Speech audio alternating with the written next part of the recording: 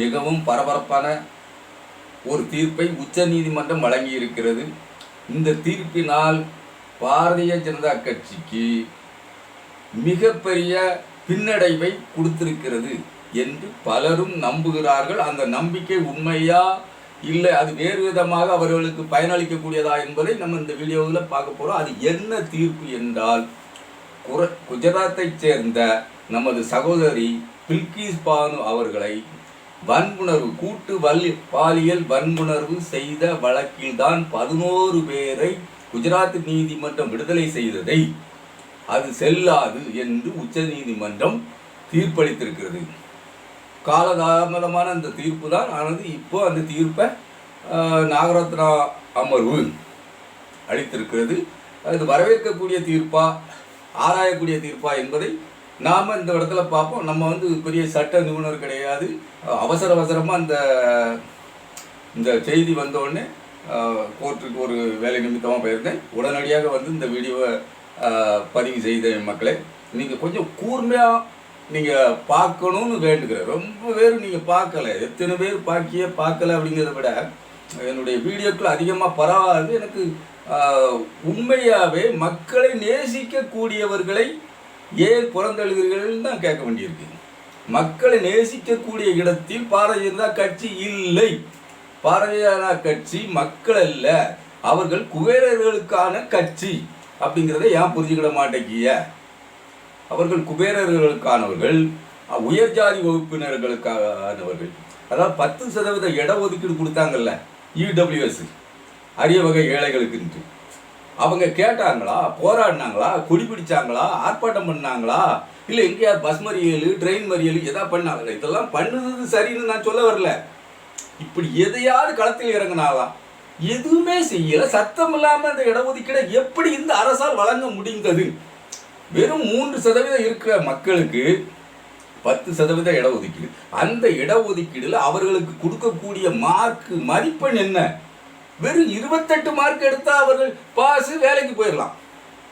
எங்க சூத்திரவாளி எல்லாருமே 67 mark 68 mark எடுத்தா தான் அந்த அவர்கள் பார்க்கக்கூடிய அந்த வேலைக்கு நம்ம போக முடியும். இது எவ்வளவு கொடுமையானது! இது எத்தனை!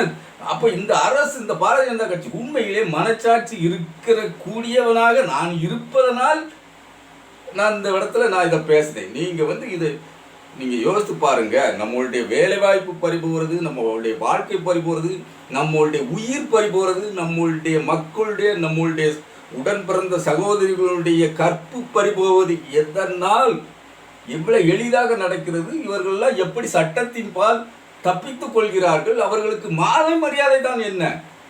அவர்கள் எம்பிகள் ஆகிவிட்டாங்க. மாலேகான் குண்டு வெடிப்பில் சம்பந்தப்பட்ட பிரக்யா சிங் தாக்கூர் இன்னைக்கு போபால் தொகுதி எம்பி.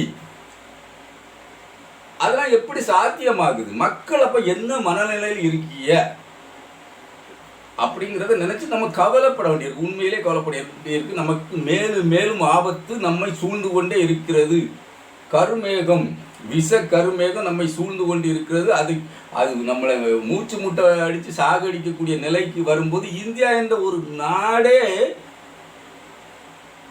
என்ன சொல்ல முடியும்? அந்த மாதிரியா சொல்லுறதுக்கான மனசு வரல. அந்த அளவுக்கு நம்மை பாரதிய ஜனதா கட்சி தள்ளி கொண்டு இருக்கிறது. ஏன் அப்படிங்கிறத மக்கள் புரிந்து கொள்ள மாட்டேங்கல. அப்படிங்கிற கவலை, வேதனை, அதனால தான் நம்ம இதெல்லாம் பேசுகிறோம் மக்களே. இப்போ பில்கிஸ் பானு வழக்கில் 2002 நடந்தது இந்த சம்பவம். கோத்ரா ரயில் எரிப்பு சம்பவம். கோத்ராவில் அதாவது இப்போ நடக்கல ராமர் கோயில், அதாவது கட்டி முடிக்கப்படாத ஒரு கோயிலுக்கு கட்டி முடிக்கப்படலை. இன்னும் கட்டி முடிக்கணும்னா 2-3 வருடங்கள் ஆகுங்க. அங்கே அந்த அவ்வளவு திட்டமிடல்கள் அங்கே இருந்தும் கட்டி முடிக்கப்படாத கோயிலை 22ஆம் தேதி, ஜனவரி 22ஆம் தேதி திறப்பு விழா நடத்தி அதுக்கு குடமுழுக்கு நடத்துவதற்கு ஐயா மோடி அவர்கள், நரேந்திர தாமோதர தாஸ் மோடி அவர்கள், 56 இன்ச்சு மோடி அவர்கள், மனைவியோடு ஒருபோதும் வாழாத மோடி அவர்கள், அதை விட அவர் மனைவியோட வாழ்ந்தார் வாழலைங்கிறதோட பிரச்சனை இல்லை. குஜராத் தேர்தலின் போது, குஜராத்தில் அவர் மாநில தேர்தலில் சட்டமன்ற வேட்பாளராக போட்டியிடும் போது ஒருபோது கூட அவர் தான் ஒரு திருமணமானவர் என்று அபிடவிட்டில் சொல்லவே இல்லை. அப்ப இவர் எத்தனை பெரிய பொய்யர்! இத்தனை பெரிய பொய்யரை, இத்தனை பெரிய உயரத்தில் உள்ள பதவியில் வைத்திருக்கிறீர்களே, நீங்கள் எத்தனை சிறிய மனிதர்கள், இந்திய மனிதர்கள் என்று வேதனை கொள்ள வேண்டி இருக்கா இல்லையா? இவர் என்று பாராளுமன்ற தேர்தலில் போடுறாரு, அன்றுதான் நான் மனைவி இருக்கிறது, அந்த மனைவி நிலை எப்படி இருக்கு, மனைவி யாரோட இருக்காங்க, எப்படி இருக்காங்க, இதெல்லாம் எந்த அபிடவிட்லேயும் இல்லை. இவருடைய படிப்புடைய தகுதியே அதே அரவிந்த் கெஜ்ரிவால் அவர்கள் தகவல் உரிமை சட்டத்தில் கேட்டார்கள். அவருக்கு நீதிமன்றம் போய் ஃபைன் விதிச்சுட்டு மரியாதையா இருக்கு. இந்த நாடு எங்கே போய் கொண்டு இருக்கிறது? ஒரு நேர்மை, ஒரு துளி நேர்மையை இந்த பாரதிய ஜனதா கட்சி ஆட்சியில் நீங்கள் பார்த்துவிட முடியுமா? நான் ஒன்றை சொல்லுவதுன்னா நீ மற்றொன்றை சொல்வாய். கோவை குண்டுவெடிப்பு சம்பவத்தில் எத்தனை பேர் கொல்லப்பட்டு விட்டார்கள், அதை பற்றி பேசுகிறாயா? எதை பற்றி பேசக்கூடாது என்று இல்லை, அதை பற்றி இதை பற்றி இல்லை. வன்முறை யார் செய்தாலும் வன்முறை தான். அரசே ஒரு அரச பயங்கரவாதத்தை செய்யும் போது நாம சாதாரண குடிமக்கள் நம்ம எங்கே போவோம்? அதற்காகத்தான் இந்த குரலை உயர்த்தி உயர்த்தி பேச வேண்டி இருக்கிறது. நீ உடனே மடை மாற்றுத. நீ ஊசி வச்சு பலூன் ஒன்றை உருவாக்குனா அந்த பலூன்ல ஊசி வச்சு குத்தி ஒண்ணும் இல்லாம ஆக்கிரு. இதுக்குத்தான் மடை மாற்றுறது. நீ அவனை விடுவிச்சுட்ட, இவனை விடுவிச்சுட்ட. திராவிட மாடல் அரசு இதுதானா? இதெல்லாம் உங்களுக்கு ஏற்படுத்துறதாப்பா? எத்தனை பெரிய உன் வீட்டில் ஒரு பெண்ணுக்கு இப்படி ஒரு நிலை ஏற்பட்டால் நிலையினுடைய விபரீதம் தெரியுமா? 2002 அந்த கோத்ரா ரயில் எரிப்பு சம்பவம், இந்த கோயிலுக்கு செங்கை சமத்துக்கிட்டு போயிட்டு வந்தவங்களை யாரோ எரிச்சு கொண்டுட்டாங்க அப்படின்ட்டு 56 பேர் இறந்து போனாங்கய்யா. நடந்த கலவரத்தில் 2000க்கும் மேற்பட்ட இஸ்லாமியர்கள் கொல்லப்பட்டார்கள்ல. கொன்னது யாரு? அவர்களை கொன்றது யார்?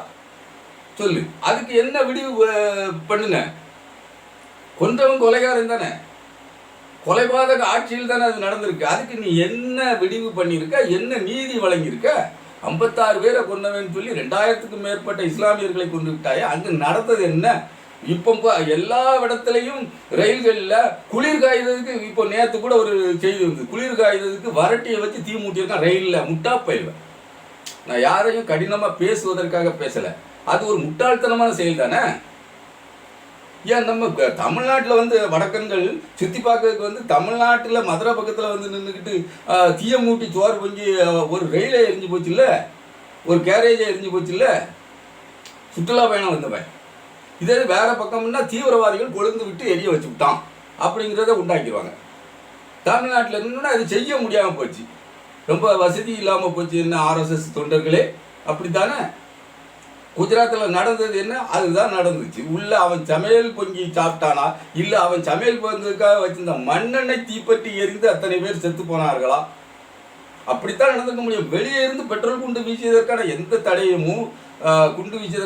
தடயமோ எதுவுமே இல்லை என்று உளவுத்துறை சொல்கிறது, புலனாய்வு அமைப்புகள் சொல்கிறது. இதான் எல்லாத்தையும் மறைச்சிட்டு தீவிரவாதம், ஆமாம் நமக்கு எதிராக இது சரி செய்துவிட்டார்கள். நம்ம வந்து என்ன பண்ணணும்? நம்ம இந்த இந்துத்துவ கொள்கையை வலுப்படுத்தணும், இந்துக்களை வலுப்படுத்தணும், ஒற்றுமைப்படுத்தணும், ஓர்மைப்படுத்தணும். அப்போ எதிராளியை கொலை செய்யணும் அப்படிங்கிற ஒரே நோக்கத்தில் வெறி பிடிச்சி ரத்தம் பூரா வெறிய ஊட்டி ஊட்டி ஊட்டி குஜராத்தில் இன்று வர குஜராத்தில் பாரதிய ஜனதா கட்சி தான் ஜெயித்து கொண்டிருக்கிறது. ஜெயிக்கிறது யாராக இருந்தாலும் சரி, அது நமக்கு கவலையே இல்லை. ஆனால் அந்த ஜெயித்து கொண்டிருப்பதனால் மக்களுக்கு இருந்த நன்மை, அங்கு உள்ள இஸ்லாமியர்கள் பயந்து விட்டார்கள், பதறி விட்டார்கள், ஒடுங்கி விட்டார்கள், நடுங்கி விட்டார்கள். அந்த அரசு நீனு எப்படி அளவெடுத்து போனாலும் சரி நாம இப்படி இருப்போம் அப்படிங்கிற நிலைக்கு வந்து விட்டார்கள். அதுதான் அங்கே நடந்துகிட்டு இருக்கு. ஆனால் இந்த பில்கிஸ் பானு வழக்கில் அந்த அம்மா, அந்த சகோதரி, உனக்கும் எனக்கும் அவங்க சகோதரி தான். நீ பாரதிய ஜனதா கட்சி, உண்மையிலே நீ பாரதிய ஜனதா கட்சியினுடைய உண்மை தொண்டனாகவே இரு, நீ அண்ணாமலையாவே இரு, உனக்கும் பில்கிஸ் பானு சகோதரி தானே. குஷ்பு அவர்களே, பில்கிஸ் பானு உங்களுக்கும் சகோதரி தானே. நம்ம அக்கா வானதி சீனிவாசன் அவர்களே, பில்கிஸ் பானு உங்களுக்கும் சகோதரி தானே. அக்கா கவர்னர் தமிழிசை அவர்களே, பில்கிஸ் பானு உங்களுக்கும் சகோதரி தானே. மறுக்க முடியுமா உங்களால்? அதை பற்றி இதுவரை ஏதாவது பேசியிருக்கிறீர்களா? அவர்களுக்கு இழைக்கப்பட்ட அநீதி, கொடூரம், பயங்கரம் எத்தனை பெரியது. மனித சமுதாயத்திலே நடக்கக்கூடாதெல்லாம் அவர்களுக்கு நடந்ததே அந்த அம்மைக்கு. அந்த சகோதரிக்கு.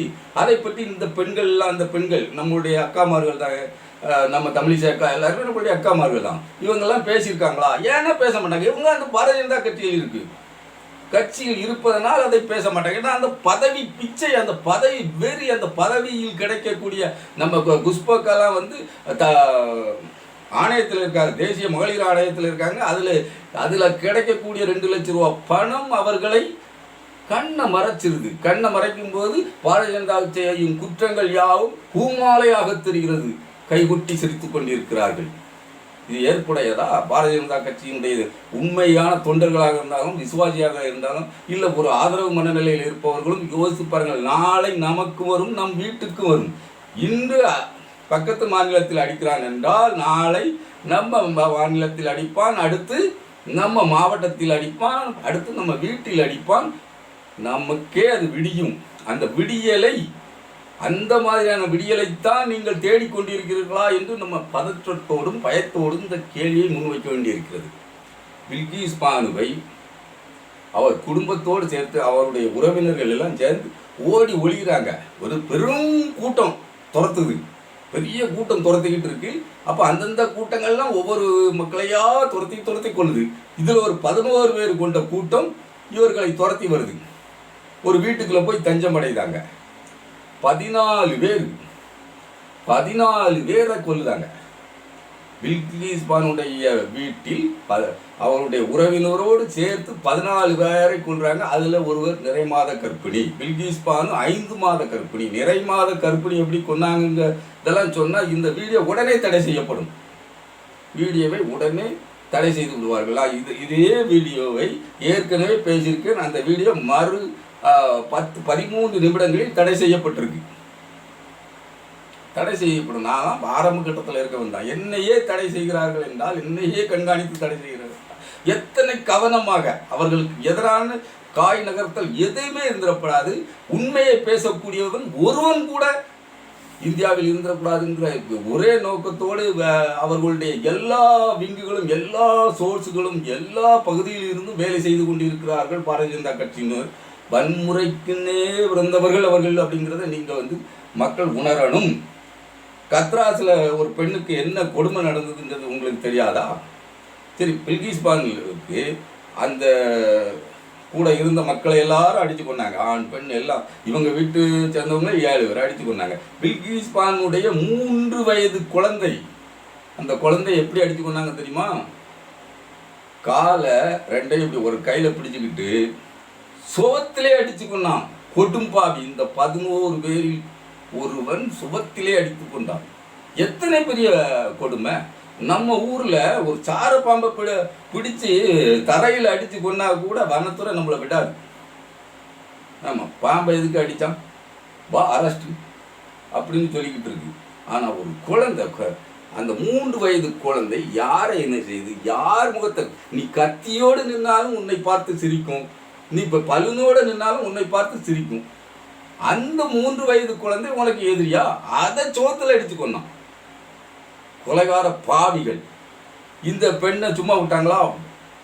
ஓட விட்டு, வயல்வெளிகள்லாம் ஓட விட்டு, இவர்கள் 11 பேரும் கூட்டு வயல்வெளிகளில் நீண்ட தூரம் ஓட விட்டு, நிர்வாணமாக ஓட விட்டு, 11 பேரும் கூட்டு பாலியல் வன்கொடுமை செய்துட்டு இப்போ செத்துட்டான்னு போட்டுட்டு போனான்.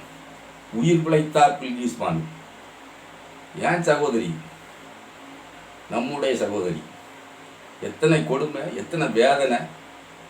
இன்னும் அந்த வேதனை மாறவே இல்லை, யாருக்கும் மாறாது, அது மாறவும் முடியாது. அத்தனை கொடுமையை செய்தவர்களுக்கு அந்த குஜராத் நீதிமன்றத்திலே வழக்கு நடந்தால், இந்த சகோதரிக்காக பலரும் முயன்று அந்த வழக்கை முன்னெடுத்து செயல்படுத்தும் போது அந்த நீதிமன்றத்திலே, குஜராத் நீதிமன்றத்திலே வழக்கு நடந்தால் அந்த சகோதரிக்கு நியாயமான ஒரு தீர்வு கிடைக்காது என்பதற்காக மகாராஷ்டிரா நீதிமன்றத்திற்கு வழக்கை மாற்றினார்கள்.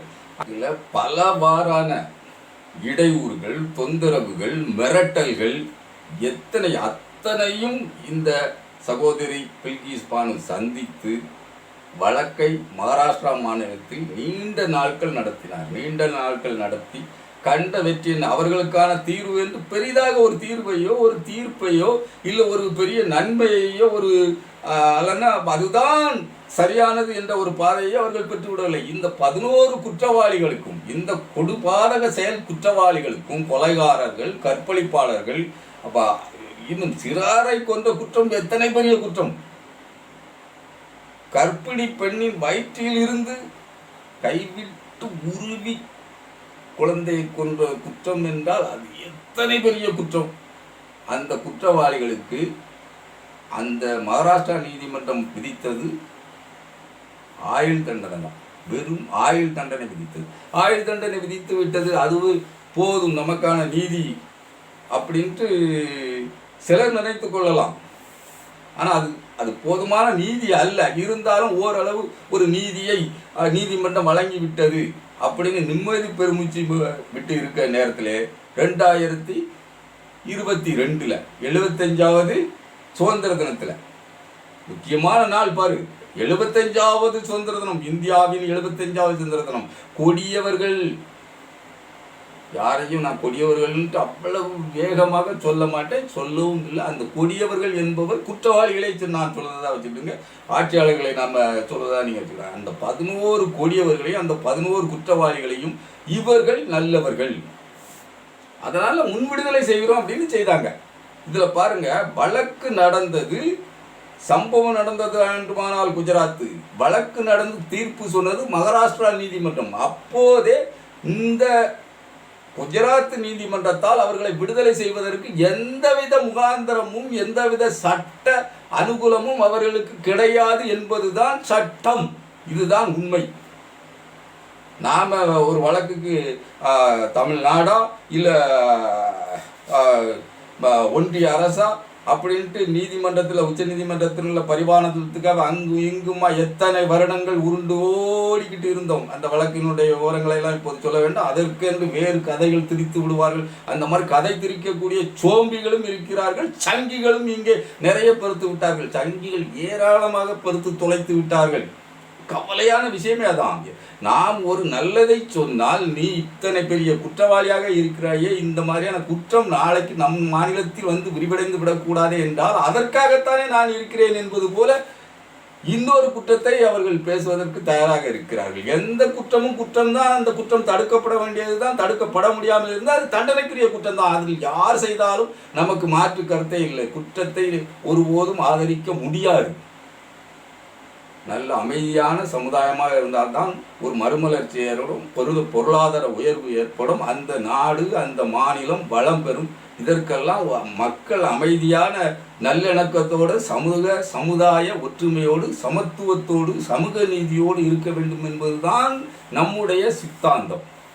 அந்த சித்தாந்தத்தை மீறக்கூடிய, அந்த சித்தாந்தத்திற்கும் அப்பாற்பட்ட ஒரு இயக்கமாக இருப்பது தான் ஆர்எஸ்எஸ்னுடைய கூடிய கரங்களை உள்ளடக்கிய பஜ்ரங்க தள்ளு, சவசேனா, இன்னும் இந்த சிவசேனா இல்லை, சனசேனா, அந்த சேனா இந்த சேனான்ட்டு பாஜக அப்படிங்கிற கட்சிகள் ஏகப்பட்டால் அவங்களுடைய பிரிவு எக்கச்சக்கம் இருக்குது. அனுமான் சேனா அப்படி இப்படின்லாம் ஏகப்பட்ட எல்லாமே வன்முறை இயக்கங்கள்.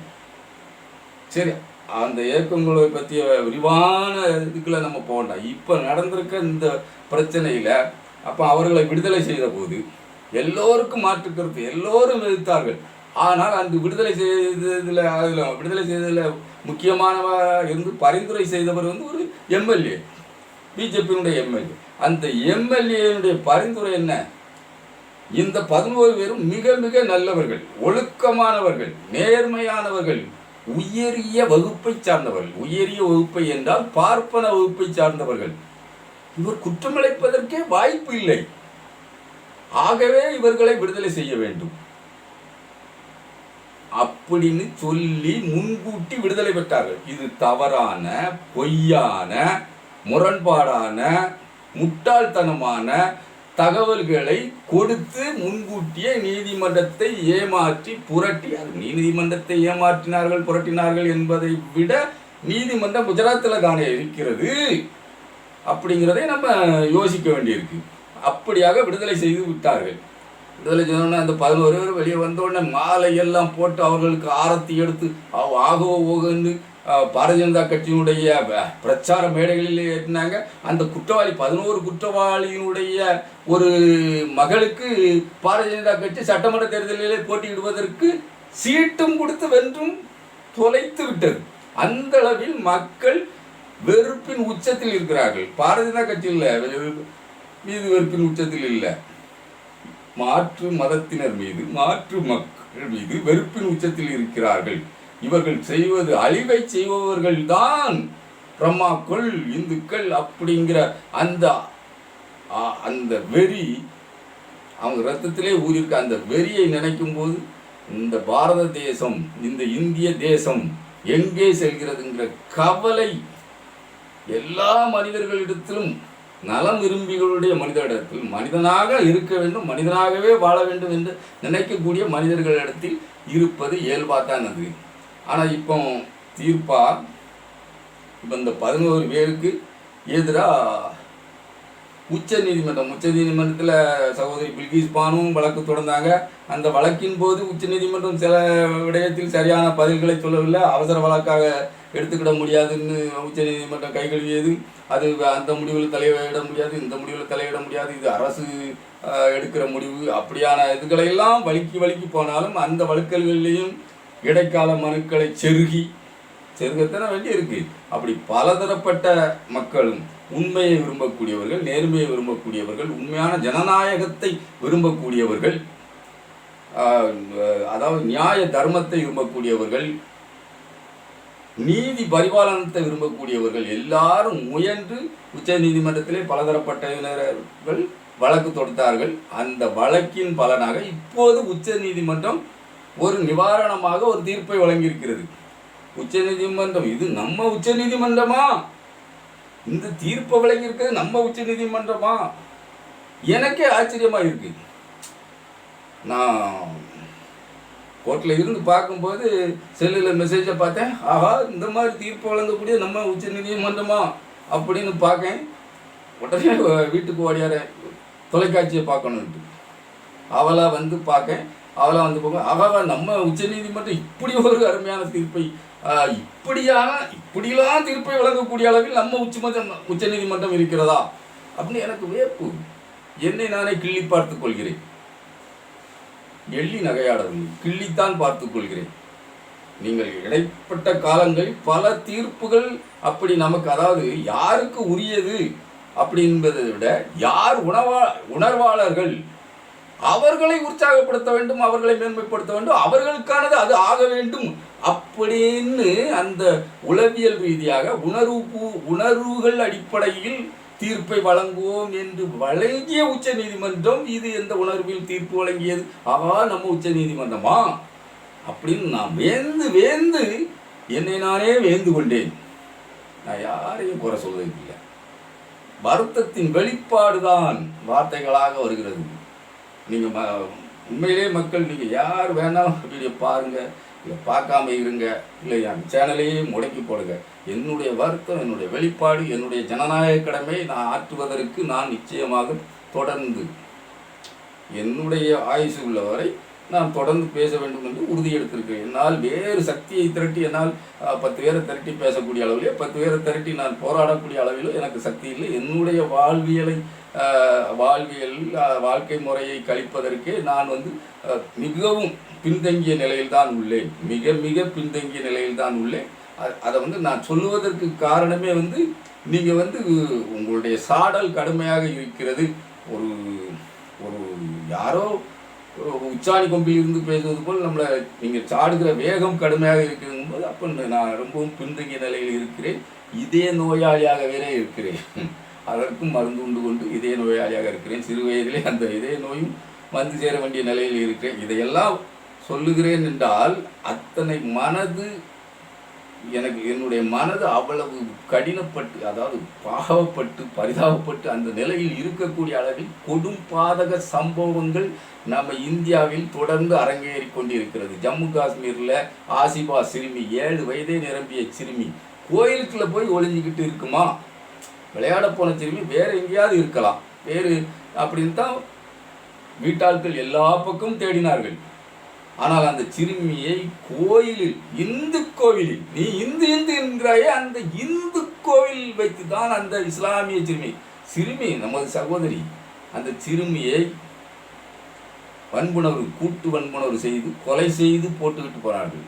அந்த பெற்றோர்கள் என்ன சொன்னார்கள், கோயிலில் இப்படி ஒரு சம்பவம் நடக்குமா அப்படின்னு நாங்கள் நினைக்கவே இல்லை, கனவிலும் இந்த நினைப்பு எங்கள் மனதில் வரவே இல்லை. ஆகவே நாங்கள் அங்கே தேடாமல் விட்டுவிட்டோமே, எங்களிடம் அந்த மாதிரியான ஒரு எண்ணம் வரவில்லையே, அதனால் நாங்கள் அங்கே தேடவில்லையே என்று கதறி அழுதது இன்றும் மனதில் இருக்கிறது.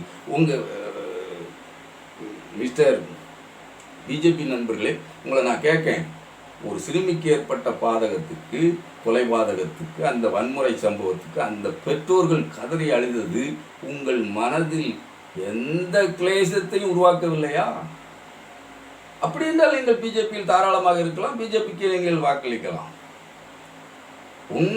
அதாவது என்னுடைய குழந்தைக்கு அந்த நிலை ஏற்பட்டால் என் மனம் என்ன பாடுபடும் என்ற சிந்தனை ஓட்டம் வரவில்லை என்றால் தாராளமாக நீங்கள் பிஜேபிக்கு வாக்களிக்கலாம். அதில் உங்களை தடுக்கவே முடியாது. சரி, இப்போ நீதிமன்றம் பில்கிஸ் பானு வழக்கில் அளித்த தீர்ப்பு என்ன? தீர்ப்பை முழுமையாக வாசிக்க முடியாவிட்டாலும் எந்த அடிப்படையில் தீர்ப்பு இருக்கும் என்பதையும் நான் சொல்ல விளைகிறேன். பில்கிஸ் பானு அன்று அளித்த தீர்ப்பு அவர்களை விடுதலை செய்தது. குஜராத்திலே அவர்கள் பெருவாரியான வெற்றியை பெற வேண்டும், நம்மவர்களை விடுதலை செய்து விட்டார்கள் என்று கொண்டாட்டத்தில் வெற்றியை அவர்கள் ஈட்டியாக வேண்டும் என்பதற்காகவே முன்கூட்டியே சட்டமன்ற தேர்தலுக்கு முன்கூட்டியே விடுதலை செய்து வெற்றியையும் அறுவடை செய்து கொண்டது பிஜேபி. இப்போதும் பெருத்த சந்தேகம் இருக்கத்தான் செய்கிறது. பாராளுமன்ற தேர்தல் வருகிறது, நாங்கள் யோக்கியவான்கள், நாங்கள் சுத்தவான்கள், நாங்கள் நேர்மையாக கோர்ட்டு சட்டம் அதன் கடமையை செய்ய வேண்டும் என்றுதான் இருந்தமே அன்றி நாங்களாக எதையும் செய்யவில்லை என்பது போல் கைகட்டி நின்று கொண்டோ அப்படின்னு காட்டுவதற்காகவும் இந்த தீர்ப்பு அமையலாம் என்று வலைதளத்தில் சிலர் பேசுகிறார்கள். இருக்கலாம்ல, அதைத்தான் அவர்கள் பேசுகிறார்கள். நான் அப்படித்தான் அறுதிட்டு நான் சொல்லுறதுக்கு நான் என்ன அத்தனை பெரிய அளவிலா நான் தொடர்புகளை வைத்திருக்கிறேன்? இல்லை, நான் ஒரு சாதாரண மனிதன், தொடர்புகள் இல்லை. ஆனால் நீதிமன்றம் எவ்வாறு தீர்ப்பளித்திருக்கிறது, உச்ச நீதிமன்றம் அப்படின்னு நம்ம பார்த்தால் இப்படித்தான் அளித்திருக்க முடியும். குஜராத் நீதிமன்றத்தில் வழக்கு நடக்கவில்லை, மகாராஷ்டிரா நீதிமன்றத்தில் வழக்கு நடந்தது. சம்பவம் குஜராத் நீதிமன்றத்தில் என்றாலும் வழக்கு நடந்தது மகாராஷ்டிரா நீதிமன்றம் என்போது குஜராத் நீதிமன்றம் முன்கூட்டியே அவர்களை விடுதலை செய்வதற்கு நீங்கள் பொய்யான காரணங்களை சொல்லி முரண்பாடான சட்ட முன்வடிவுகளை வைத்து விடுதலை செய்திருக்கிறீர்கள். இது முரணானது, தவறானது. அவர்களை விடுதலை செய்ய வேண்டுமானால் மகாராஷ்டிரா நீதிமன்றம் தான் அதை பரிசீலித்திருக்க வேண்டும் அப்படிங்கிற மாதிரி தான் உச்ச நீதிமன்றம் இந்த தீர்ப்பை சொல்லியிருக்கிறது. அப்போ இந்த அளவில் பார்க்கும்போது உடனடியாக 2 வாரங்களில் இந்த தீர்ப்பு வந்தாலே 2 வாரங்களில் நிச்சயமாக குற்றவாளிகள் சரணடைய வேண்டும், சம்பந்தப்பட்ட ஏதாவது அவர்கள் இருக்கின்ற மாஜிஸ்திரேட் கோர்ட்டுகளில் சரணடைய வேண்டும், சிறைச்சாலைகளை நோக்கி அவர்கள் போக வேண்டும். இதுதான் கடமை, சட்டம், அது உறுதிதான். ஆனால் இடைக்காலமாக இவர்கள் ஒரு வழக்கை சொருகலாம். ஐயா அவர்கள் விடுதலை செய்ய நாங்கள் செய்துட்டோம், அவங்க செய்யாமல் விட்டுருந்தாங்கன்னா அந்த அரசு மூலமாக விடுதலையை கோருவதற்கு நாங்கள் மனு அளித்திருக்கோம், அதுவரை எங்களுக்கு ஒரு இடைக்கால நிவாரணம் வேண்டும் அப்படின்னு இந்த குற்றவாளி சார்பாக பிஜேபி வழக்கறிஞர்களே முன்வந்து வழக்குகளை தாக்கல் செய்யலாம் உச்ச நீதிமன்றத்தில். நாங்கள் மகாராஷ்டிரா அரசிடம் நாங்கள் இவர்களை விடுதலை செய்ய கோரிக்கை வைக்க இருக்கிறோம், அந்த கோரிக்கை அடிப்படையில் எங்களுக்கு ஏதாவது நிவாரணம் கிடைக்கலாம். ஆகவே இவர்களுக்கு உங்களுடைய தீர்ப்பில் இருந்து ஒரு இடைக்கால நிவாரணமாக கொஞ்சம் உங்களுடைய தீர்ப்பை நிறுத்தி வையுங்கள் அப்படின்னு இவர்கள் கேட்டு அவர்கள் செய்து விட்டார்கள் என்றால் குற்றவாளிகள் சரணடைய தேவையில்லாமல் போய்விடும். அப்படியே இல்லை என்று வைத்துக் கொள்ளுங்கள், அந்த அளவில் விடவில்லை, இது அவ்வளவு சீக்கிரமாக நடந்தால் எல்லாமே அரசியல் மயம் அப்படின்னு மக்கள் தெரிந்து கொள்வார்கள், கொஞ்சம் விழித்துக் கொள்வார்கள். இந்திய மக்கள் விழித்துக் கொள்வார்களா என்பது எனக்கு பெரிய சந்தேகமாக இருக்கிறது. ஏன்னா வட மாநிலத்தில் 3 ராஜஸ்தான், மத்திய பிரதேசம், சத்தீஸ்கரில் இப்போ தொடர் போராட்டம் நடக்கு. அதானிக்காக அங்கே உள்ள சுரங்கங்களை எல்லாம் அவர்கள் வெட்டி எடுக்கிறார்கள். அங்கே உள்ள ஆதிவாசிகள் தொடர் போராட்டத்தில் காட்டுகளை நின்று ஹுய்யோ முய்யோன்ட்டு போராடிக்கிட்டு இருக்காங்க. யாரும் என்னதையும் கண்டுக்கிட்டதா இல்லை, எந்த ஊடகமும் கண்டுக்கிட்டதா இல்லை, எந்த மக்களும் கண்டுக்கிட்டதா இல்லை. அவன் போராடினா நமக்கு என்ன, அவன் வீடு எரிஞ்சா நமக்கு என்ன, நம்ம வீடு ஓலை வீடு தான், அவன் வீடு கூரை வீடு தான், அங்கே தானே எரிஞ்சுக்கிட்டு இருக்கு. நம்ம வீட்டுக்கு நம்ம வீட்டு உள்ளெல்லாம் இருக்கும், நம்ம வீட்டுக்கு வந்துடவா போத்தி அப்படிங்கிற நிலையில தான் இருக்கும் நாம் இருக்கோம். இது வேதனையான கருத்து, உண்மையான கருத்து. உலக மக்களுக்கு, அதாவது இந்திய மக்களுக்கு தெரிஞ்சால் ஜனநாயகம் செழிக்கும் அப்படிங்கிற நப்பாசையில் தான் நம்ம புலம்பிக்கிட்டே இருக்கோம் மக்கள். இதெல்லாம் புலம்பல் தான், வெத்து புலம்பல் தான். என்ன செய்ய சொல்லுதிய? புலம்பிக்கிட்டு இருக்கேன், உண்மையிலேயே புலம்பிக்கிட்டு தான் இருக்கேன். நீங்கள் உங்களுக்கான எண்ண ஓட்டங்கள் எப்படி இருக்குங்க நீங்கள் தான் சிந்திக்கணும். நான் எந்த கட்சிக்கு ஆதரவாகவும் பேசலை. இந்த கட்சி, இந்த பாரதிய ஜனதா கட்சி எத்தனை கொடிய வேலைகளை செய்கிறது. உத்தரப்பிரதேசத்தில் பனாரஸ் பல்கலைக்கழகத்தில் வாரணாசி தொகுதியில் நம்ம 56 இன்ச்சு தொகுதியில் ஐடிஐயில் படித்த 20 வயது மாணவியை 3 RSSகாரன், அதாவது பாரதிய ஜனதா ஐடி விங்கில் இருக்கான், பிரதமரோடு போட்டோ எடுத்திருக்கான். அக்கா ஸ்மிருதி இராணியோடு போட்டோ எடுத்திருக்கான். அமைச்சர் ஸ்மிருதி இராணியோடு போட்டோ எடுத்திருக்கான். அதாவது நிற்கிறார்கள், ஒன்றோடு ஒன்றாக கலந்து நின்று பேசுறாங்க. வெறும் போட்டோவுக்கு மட்டும் போஸ் கொடுக்க போகல. நம்ம ஐயா யோகி ஆதித்ய நாத்தோட போட்டோ எடுத்து ஒன்றோடு ஒன்று கலந்து முக்கிய பொறுப்பாக ஐடிவிங்கில் இருக்கான். அவர்கள் 3 பேரும் சேர்ந்து அந்த பெண்ணை கூட்டு பாலியல் வல்லுறவு செய்திருக்கிறார்கள். கொட்டும் செயல், அதாவது ஆடைகளை உரிந்து காயப்படுத்தி பெரிய பெரிய அளவில் அந்த வன்முறைகள்லாம் செய்திருக்காங்க. இதெல்லாம் உத்தரப்பிரதேசத்தில் கிரைம் ரேட்டுங்கிறதே உத்தரப்பிரதேசத்தில் அதிக அளவில் பெண்களுக்கு வன்கொடுமை நடக்கிறது உத்தரப்பிரதேசத்தில் அதிகங்கிற அளவு இருக்குது. அங்கே விண்டீஸ் மாண்டேன் தான் ஆட்சியில் இருக்கார். அந்த கிரைம் ரேட் குறையவே இல்லை. இது நம்ம தமிழ்நாட்டுக்கும் இந்த கொடுமை வந்து சேரணுமா அப்படிங்கிறத மக்கள் தான் சிந்திக்கணும். தொடர்ந்து இந்த பிஜேபி அரசு இருந்தால், ஒன்றிய அரசு இருந்தால் எந்த மாநிலத்துக்கும் தேவையான எதுவுமே போய் சேராது. தேவையற்ற கலவரங்களும் வன்முறைகளும் மத துவேஷங்களும் நீனா நானாங்கிற அடிபிடி, அதாவது அந்த யுத்த களங்களும் தான் நடைபெறும். இறுதியில் அடுத்த 2029 தேர்தலை நாம் பார்க்க முடியாது. அந்த ஜனநாயகமாக ஒரு தேர்தல் வரும்னு பார்த்துக்கிட்டு இருந்தோம்னா அது கனவாகத்தான் போய்விடும். தொண்டை வறண்டு கத்துனாலும் எனக்கு கேட்கலப்பா அப்படின்னு நீங்கள் சொல்லி கடந்துட்டு போனாலும் நான் என்ன செய்ய முடியும் மக்கா?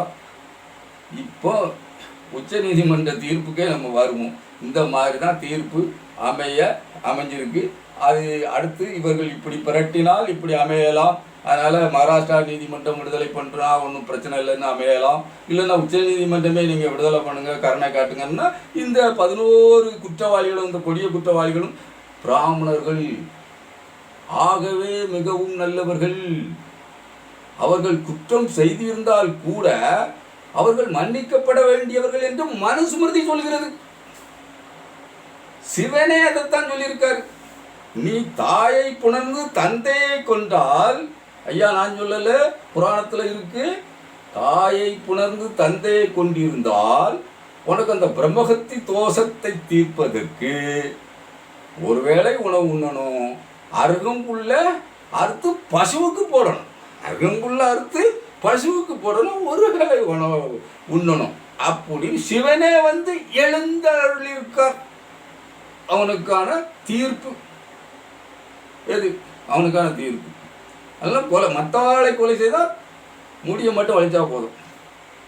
நாம் ஒரு தப்பு செஞ்சோன்னு வச்சுக்க, கொலையே செய்யலையா, உண்மையாகவே நான் ஒரு சம்பவத்தில் ஈடுபடவே இல்லைன்னா கூட இவன் தான் ஈடுபட்டான். ஏன்னா போலீஸுக்கு வந்து சரியான ஆள் கிடைக்காது. இதெல்லாம் எல்லா இடத்துலையும் கிடைக்கும், எல்லா மாநிலங்களிலும் நடப்பது தான். எல்லா விசாரணை இயக்கங்களும் செய்வது தான். அவர்களுக்கு போதுமான ஆதாரங்கள் இல்லைன்னா அவங்களே ஆதாரங்களை கிரியேட் செய்வார்கள், போலியான சாட்சிகளை தயார் செய்வார்கள், போலியான நபர்களை குற்றவாளிகளாக அடையாளப்படுத்துவார்கள். இது எல்லா மாநிலத்திலும் நடக்கிறது தான். எல்லா விசாரணை அமைப்புகளும், எல்லா ஆதிக்க அமைப்புகளும் இதை செய்வது உண்மைதான். அப்படிதான் நடந்துகிட்டு இருக்கு. அந்த நடப்பு இந்த நாட்டில் நடந்துகிட்டு இருக்கு. நமக்கான தீர்வு உச்ச நீதிமன்றம் தந்து விட்டது பில்கிஸ் பானு வழக்கில் அப்படின்னு நம்ம இந்த இடத்துல பெருமையாக நினைத்துக்கிட்டதா இல்லை வேறு விதமாக அரசியல் களம் நகரும், நான் யோக்கியங்கள் அப்படின்னு காட்டிக்கிட்டு வாக்கு அறுவடைக்கு எதுவும் வழிகோலுவதற்கு இந்த தீர்ப்பு அமையப் போகிறதா அப்படின்னு பார்க்கணும். அதெல்லாம் பார்க்கும்போது ஆதாய சூதாடிகள் நிறைந்த இந்தியாவாக இருப்பதனால் நாம் ரொம்ப சிந்திக்க வேண்டியிருக்கு மக்களே.